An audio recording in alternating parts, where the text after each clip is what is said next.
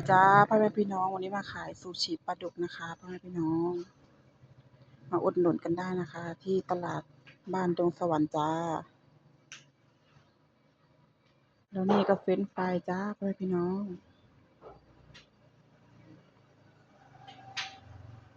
แล้วนี่ก็ไก่ป๊อปจ้าพ่อแม่พี่น้อง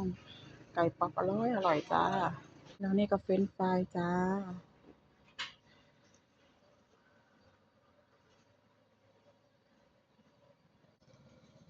มาอุดหนุนกันได้นะคะอันนี้ขายกับข้าวซูชิปลาดุกแล้วก็ไก่ป๊อปแล้วก็เฟรนช์ฟรายจ้าพ่อแม่พี่น้อง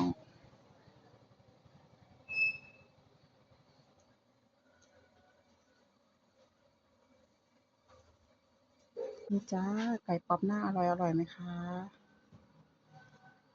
เฟรนช์ฟรายก็มีจ้ามีซูชิปลาดุกจ้า